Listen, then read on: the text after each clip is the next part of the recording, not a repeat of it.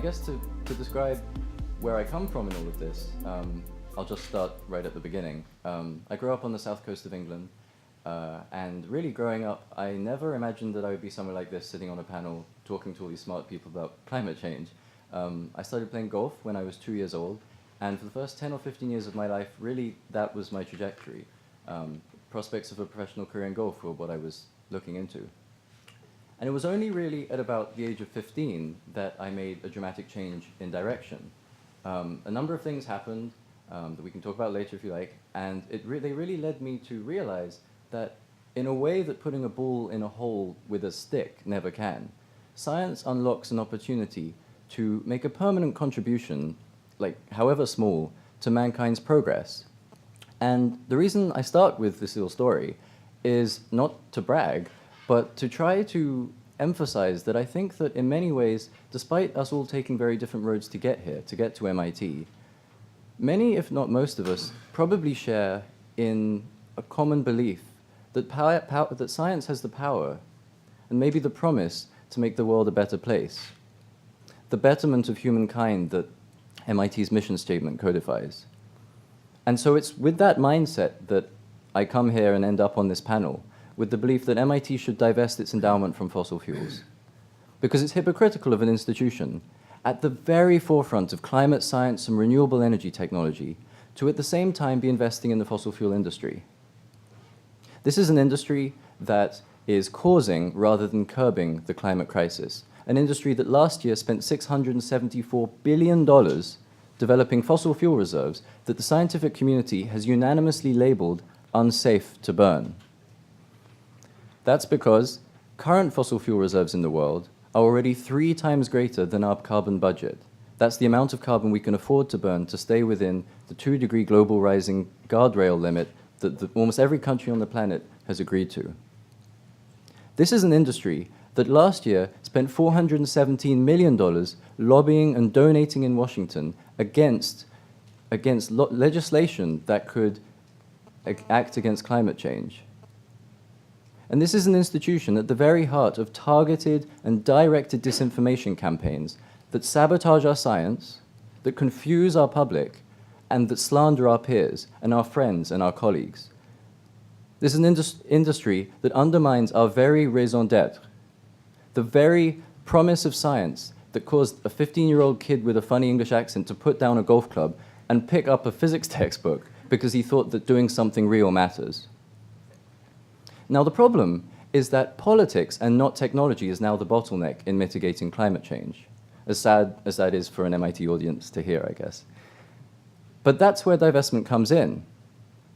Because through the institution, you and I wield a megaphone to public opinion and an immense capacity to effect change.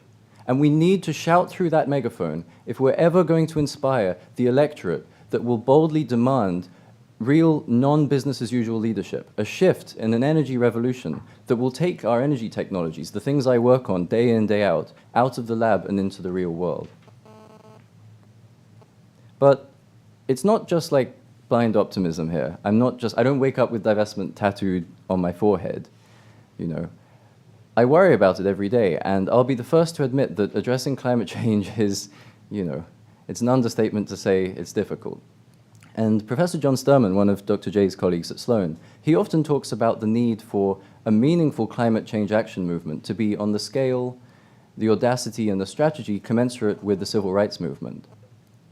Back there and back then, Martin Luther King said, "There comes a time when one must take a position that is neither safe nor popular nor politic, but one must take it anyway because it is right." Right now, today, in this room, MIT stands at the crossroads in history, a time that demands bold leadership and meaningful action commensurate with the scale of this opportunity, a time for standing up and for finding our moral courage and for asking, what can I do? I don't think divestment is the be-all and end-all, but it's a pretty good place to start. Thank you. I'm an enthusiastic supporter of the divestment movement, and I'm absolutely thrilled with many of the students I've met through that movement. But let me start by stating what I think is sort of some of the basic problems with respect to what academics call the theory of change here. Just get them out on the table. Suppose all universities divested of fossil fuels, and that was all that happened. Just suppose that for the sake of argument. So I don't know the total endowment, but it's something under 1%, as far as I can tell, of the total of fossil fuel investments. And the fossil fuel investments, of course, many of them are held by state-owned oil companies and not directly through the market anyway. And if there was divestment, it would get marginally a little bit harder to access capital for those companies. And so in order for them to keep being in the business of selling people the fuels that they still want, the cost of fuel would have to rise a very small kind of marginal amount. So written in that very narrow way, you'd say, if that's all that was happening, this is an extremely kind of weak lever to get a very tiny carbon tax. And that would be all that would happen. So why am I still in favor of divestment? Because I don't think that's all that will happen. I think there are lots of an unpredictable set of things that might happen from a social movement like this that is by far the most sort of active and excited social movement on this topic that I've seen in the 25 years or so I worked on this topic. But I think it's important to be clear-eyed about the fact that there is not a very tight link between what we are actually asking for when we ask for divestment and what we want to see, which is an energy transformation that drives us away from fossil towards non-fossil alternatives.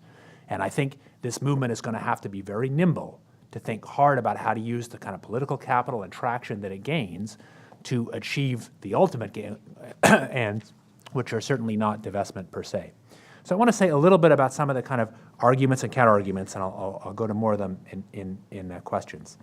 One argument is that what we should do is not divest, but encourage the companies to use their resources to invest in clean energy. So one of the things essentially that the Harvard president has said, and that some Harvard professors like Rob Stavins has said, is that no, the big investments actually come from the fossil fuel industry, and what we need is to have them redirect to do more low carbon energy. I am deeply skeptical about that. I think even a casual student of the history of technological change will see that it's very unusual that big companies that are tooled up to do one specific thing suddenly succeed in a different business. So I think if we get to, and who knows how long that will take, a world where we radically move away from fossil to non-fossil alternatives, I think there will be some fossil fuel companies that manage to make the switch successfully and survive, but I think most of them will not. And I think if you look at where the actual innovation and change is happening, a relatively small amount has happened in the big fossil fuel companies. And indeed, many of them have pulled back from early investments in that because that's simply not what they're good at. Those companies are doing a legal thing right now, a thing that actually, as of today, we need. If they cut off their production tomorrow, we'd have mass death. So we need this product right now. We'd like to use less of it and taper off. And I like to do that a lot faster than probably the average citizen. But what they're doing right now is legal, and they are, and their boards are tuned up to do a particular thing and do it well. You can ask them to do it a little better along the edges with a little less, water pollution or whatever. But for climate, where the issue is the product, not changes in the way the product is made, but especially for transportation fuels, the issue is the product and the fact that we want to stop using that product. I think it's kind of implausible to expect that those companies will be the drivers of innovation. People in the companies are a different story. And I'll get to that in a second. A related argument that people make against divestment is simply that universities shouldn't play politics. The university's job is to have debates like we're having now, to do research, and to teach. And that's it. I think that argument has weight. For me, it carries more weight than many of the others. I think university has to be careful about getting too politicized, or they lose their chance to kind of do the other functions. But nevertheless, I think there are places where universities should be active. And part of it, and actually a part which I think is much more important and harder for the university to change than divestment, is what research they do. This university might or might not divest from fossil fuels. If it does, it will basically make no direct difference to UC. It won't actually, to MIT, and it won't hurt MIT that much to do it. The hard thing is the large amounts of money that MIT takes from the fossil fuel industry to do fossil-directed research. That's the much harder one, where it's not easy to separate which part of that you'd want and not want. Some parts of that research that are involved in perhaps making little bits of the fossil industry a little cleaner you'd want, but broadly, the political capital and influence that research buys, partly through where the graduates go and through the kind of implicit endorsement that you get through that, is something that I think we don't want. But actually, making MIT stop that would be much harder than making them just simply divest their portfolio. I've been thinking a lot about what we can plausibly ask for in this movement beyond simply divestment, because I think it's possible that you'll get divestment, but the only purpose here, I think, is to build a strong social movement that can ask for other things, because divestment alone, it's very hard to see what direct effect it has. So you have to think hard about what else you can ask for. And I think one central thing we can ask for is to demand, and you could do that in various ways, this industry to stop lobbying to interfere with the democratic process of making hard decisions about how quickly we want to get out of fossil fuels. That is the central concern. So right now, we want those companies to keep doing fossil fuels in the way they do them and do a good job, but we do not want them to alter the political process to make it harder for us to make legitimate democratic decisions about how we want to run our energy system. And I think that is the central thing we can ask them to do. And I think there are good analogies to other products which we decide we're going to make legal in society, but we'd rather have less of. So I don't smoke, I've never smoked, but I don't think we should outlaw tobacco. But I do think we need to think, and we do think in a society, that we don't allow tobacco companies to say, lobby young school children explicitly to have more tobacco, or to lobby doctors to say that tobacco is healthy anymore. We've realized that's not what we want. And I think we need to do the same with the fossil fuel industry. We need to basically say there's a safe zone where for a while, and may go on for half a century, where you're producing a product that we as a society still need, but that's where it stops. You don't have a role in trying to subvert legitimate democratic debate about how we get out of using that product. Thank you. David raised some really good questions I hope that you'll pick up on in your Q&A, particularly that last comment about the appropriateness of lobbying. I couldn't agree more, and I think there's ways to attack that in particular. And Geoffrey's remarks, I think you need to have for breakfast every morning, so I hope you're taping, because when he finished, I pretty much was ready to go at that point. I thought he pretty much wrapped it up. Are we taping? Can I ask that question? Yeah. Okay. I'm going to ask this to be a tweet-free zone just for a few minutes. Taping has its reasons, but there are certainly some off-the-record comments I think we have the benefit of sharing tonight. When I speak for myself, I will let you know, and when I'm speaking for Ceres, I will let you know that as well. Speaking on my own behalf, I just congratulate you for this effort. I'm a huge fan of the overall 350.org effort. Been in this movement a very long time. It is exceedingly difficult to break through, to be heard at all. And it was really a stroke of genius to initiate the divestment campaign. So I personally give it a very, very strong endorsement, and I sort of see it from a long trajectory of having been at this and seen many efforts come and go. Very briefly, Ceres originated in 1989, originally stood for the Coalition for Environmentally Responsible Economies. Yes, also the Roman goddess of the harvest. Now we just go by Ceres. And it was founded, to the point, by folks who were actively involved in the apartheid movement.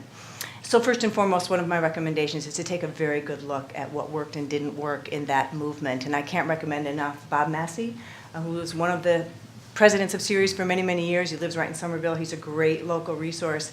I put the question to him directly. Are there real analogies between this movement and the fossil fuel divestment and the South African apartheid movement? Are there lessons to be learned? Because it's very easy for skeptics of the movement to say, oh, it's completely different. So don't even go there. Bob actually wrote a tome on this topic called Loosing the Bonds in the 80s. And he said it's very similar, and there's tremendous lessons to be learned. Ceres, essentially, now I'll speak on behalf of the organization, promoted from the beginning the active engagement by investors in the companies they own. In the wake of Exxon Valdez in 1989, there was a startling sense that companies were getting away with really heinous acts, and that investors needed to be more active shareholders. So that's what we promote, is active engagement. So that's different from divestment. That's really about saying, we want to really understand what a company does. We want to look very carefully at their activities, at how our money's being spent.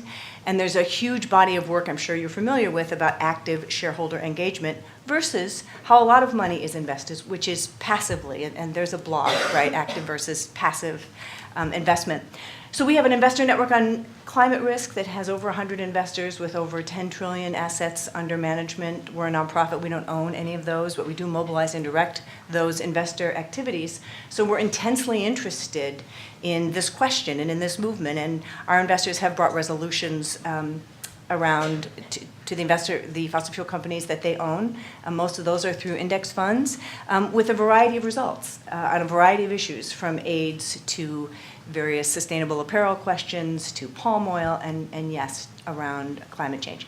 We also have we work with about 65 major companies on their sustainability journey, trying to get them to clean up their act, to really think more carefully about putting sustainability into the DNA of the company. And that'll be the end of my talking about Ceres, except to show you this, which our good friend Brian Bowen, who's in the audience, helped us to develop, which is a climate declaration that just declares tackling climate change is one of the greatest economic opportunities of the 21st century.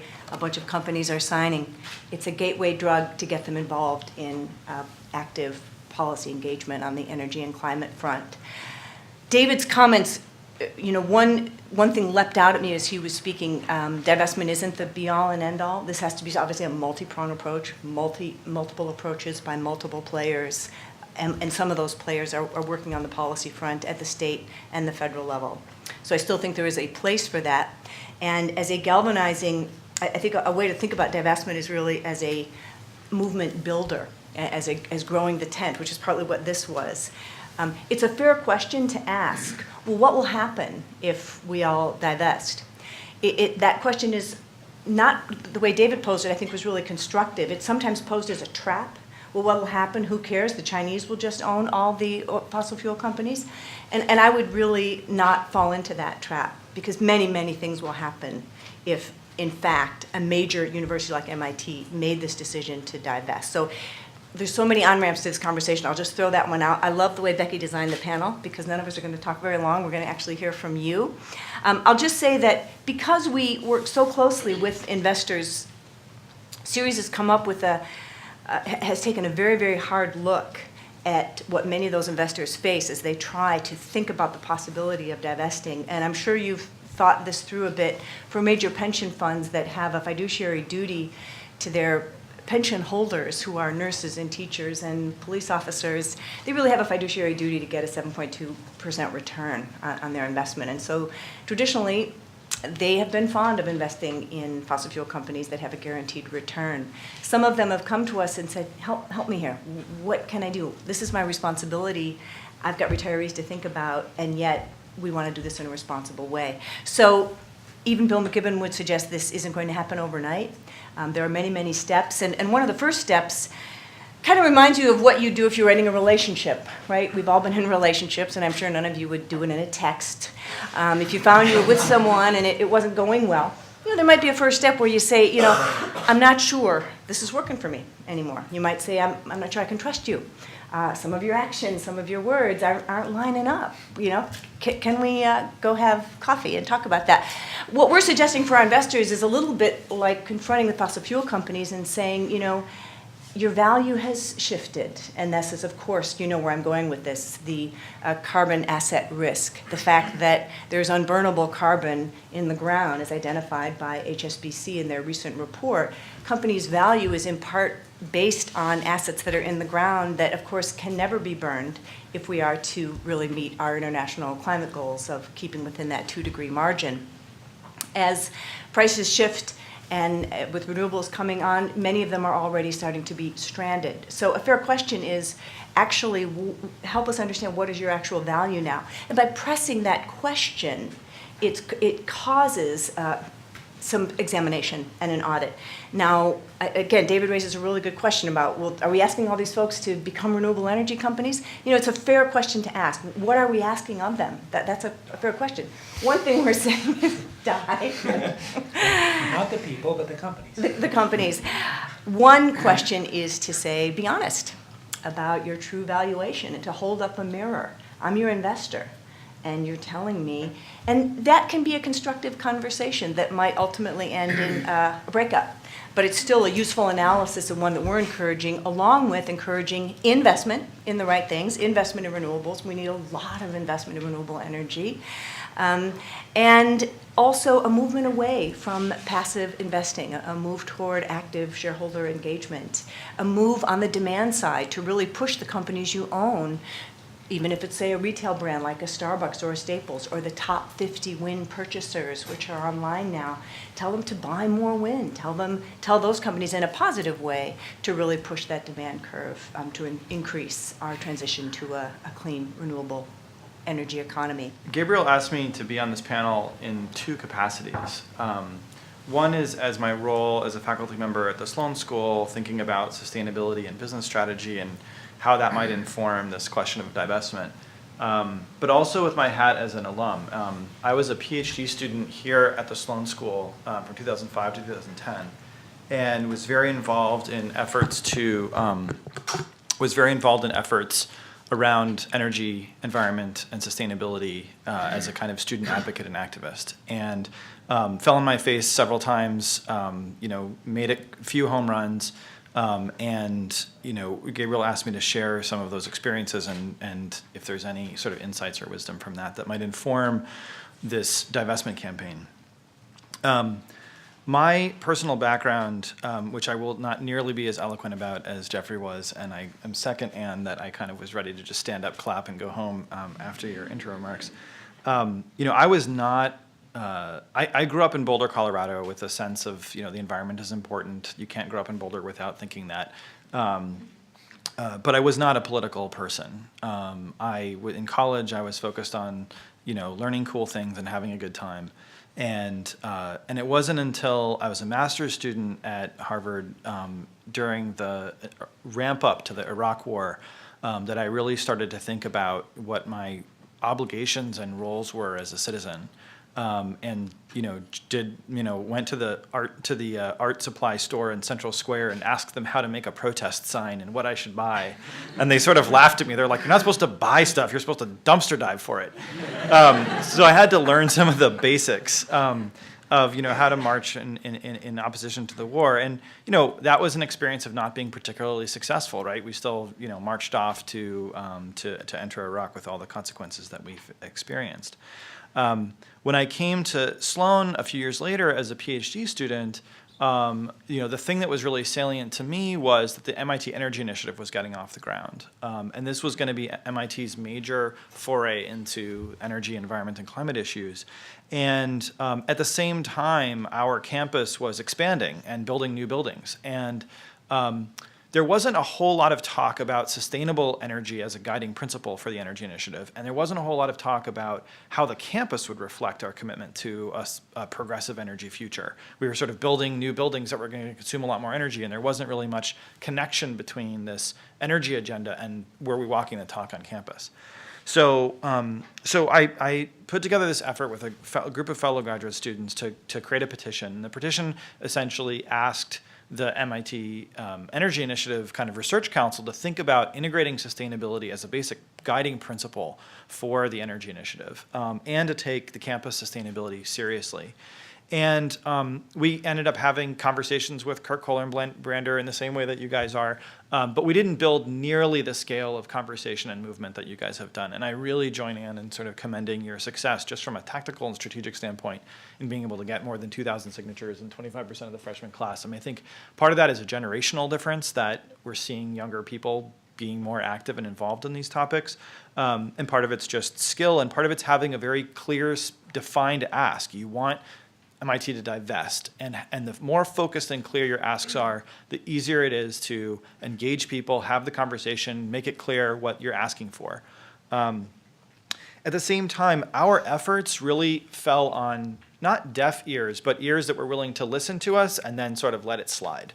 And we very quickly lost momentum among students for that effort. And part of the feedback we started getting was that MIT students aren't necessarily the most politically motivated group of people. They're motivated to sort of roll up their sleeves and get to work and make things happen and invent stuff and build stuff. So the second attempt that we made was something called the MIT Generator, which really focused on getting students involved in hands-on projects to advance campus sustainability. So we had computer science students building, an interactive energy map of campus that showed you which buildings were consuming the most energy. There was a group that was interested in behavior change, and they put a digital camera on the roof of the Status Center pointing at Building 66, and and emailed, which automatically emailed people when they had left their lights on all night. With a gentle reminder, and it led to a significant reduction in sort of overnight energy use. And that actually really galvanized people, and it got us in conversation with the administration, and that effort really helped to spur the creation of a Walk the Talk task force on the part of the Institute that examines campus sustainability. And they invited me to be the graduate student representative on that, and now I continue sitting on it as a faculty. And now, as we've sort of built momentum there, now we're building an Office of Sustainability with Julie Newman at the helm, which I think is the long fruition, right? So Julie was hired this year in 2013. We got started with that effort in 2006. So you want to think about time horizon, right? It's one of the challenges of student organizing, particularly those of you who are here for a 1 or 2 year master's program, to have the patience to know that you're contributing to the longer view. So those are sort of my thoughts of sort of my experience and kind of the biases and perspectives that I bring to this.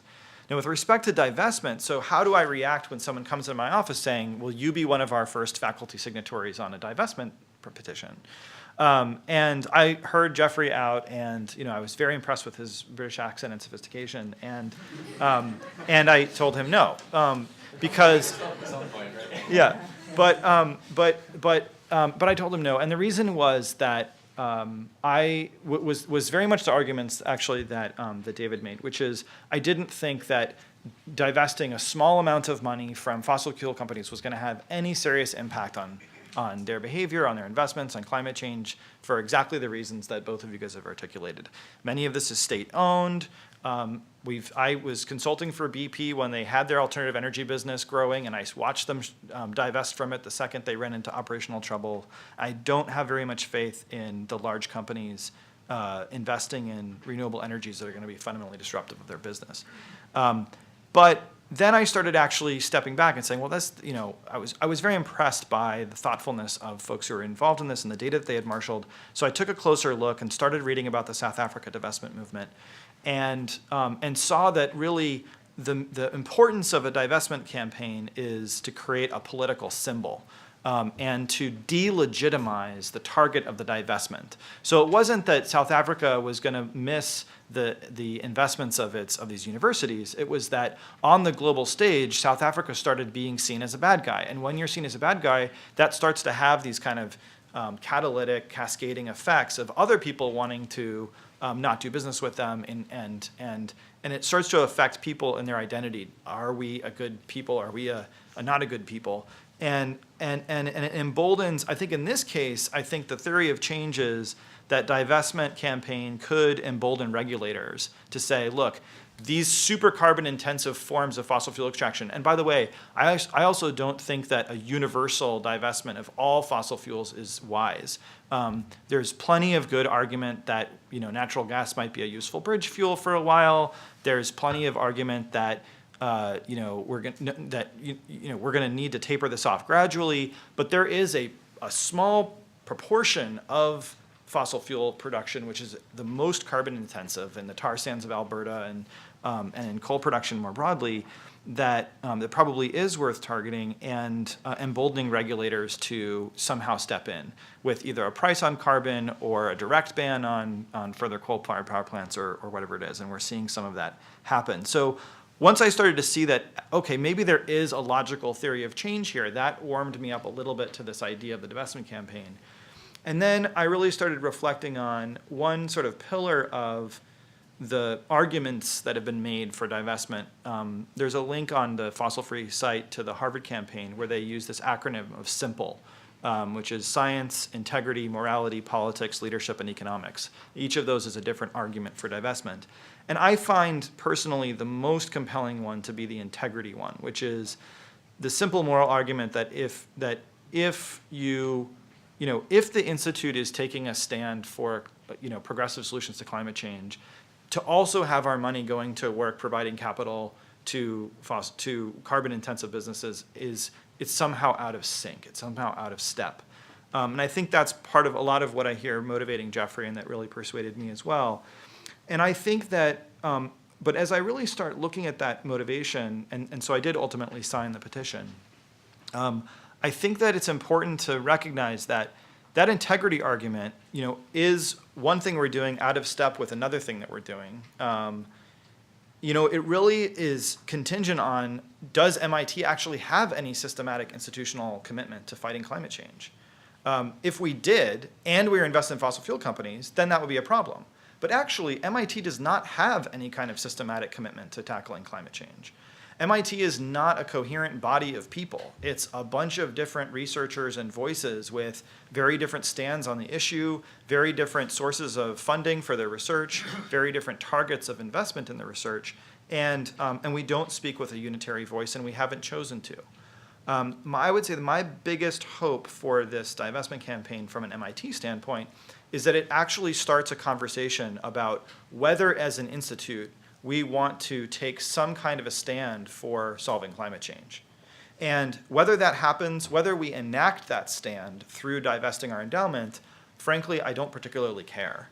But I think that what we need to do is start the conversation. And I think we need to start the conversation about a systematic commitment. If MIT makes some kind of systematic commitment with some people kicking and screaming along the way to solving climate change, then a lot of things are going to start to become in play. Who do we take money from? What's the relative allocation of our education and research activities? Where is our endowment invested, and so on? But I think the first and foremost question is, are we taking a stand on an issue with strong scientific merit as a scientific institution? And David asked the question, should universities play politics? And I don't actually see this as playing politics. I see this as playing science. I see this as playing, we want to be committed to a future that we want to create, as opposed to the future that our research tells us that we know we're living into, and it's not particularly pretty. And so that's kind of my hope on the MIT stage. And I'll say more in response to further questions.